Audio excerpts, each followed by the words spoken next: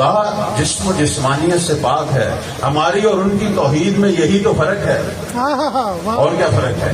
اس لیے کہا جاتا ہے کہ اگر توحید سیکھنی ہے تو آل محمد سے سیکھیں، چونکہ آل محمد آپ کو بتائیں گے کہ اصل توحید کیا ہے۔ ہمارے ان بھائیوں اور ہمارے کے درمیان بہت سارے فرق ہیں۔ بعض لوگ سمجھتے ہیں ولایت سے فرق ہے، نہیں، توحید سے ہی فرق ہے۔ کیوں؟ نقطہ مرکزی ولایت ہے کہ جس کو ولی مانیں گے توحید بھی بدل جائے گی، نماز بھی بدل جائے گی۔ اب آپ خود ہی دیکھ لیں، اماموں کے بدلنے سے عقیدے بھی بدل جاتے ہیں، عمل بھی بدل جاتے ہیں۔ اسی لیے کسی نے سید الشہداء سے، میرے مولا امام حسین علیہ السلام سے، صلوات پڑھیں بر محمد و آل محمد، پوچھا کہ مولا توحید کیا ہے، اللہ کی معرفت کیا ہے؟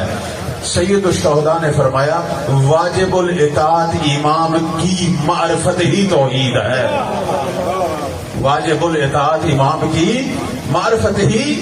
پوچھنے والے نے اللہ کے بارے میں پوچھا، مولا نے زمانے کے امام کی طرف حکم دیا۔ کیوں؟ کیونکہ جب تو امام کی طرف آئے گا تو تجھے دین پتا چلے گا، توحید کا بھی پتا چلے گا، بلکہ میں کہوں گا اصول کا بھی پتا چلے گا، فروع کا بھی پتا چلے گا۔ اسی لیے اسی لیے تو کہا گیا من ماتا ولم یعرف امام زمانے ہی ماتا میتۃ جاہلیہ۔ تیرے پاس سب کچھ ہو، زمانے کے امام کی اگر معرفت نہ ہو تو سمجھ لے دین اسلام پر موت نہیں آئے گی۔ کیوں؟